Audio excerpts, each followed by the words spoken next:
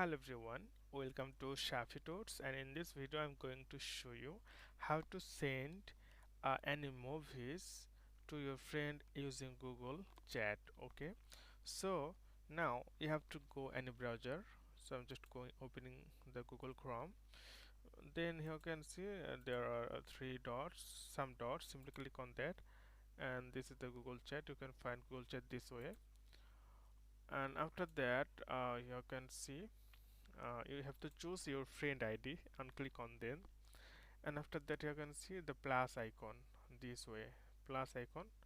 So simply click on plus icon and attach drive files. Okay, so you have to upload your movies on your drive first. Okay, so you can see drag a file here, so you can drag the video file here. So I'm just drag here, and it takes a few time to upload here, and after that okay, we have to wait for a while.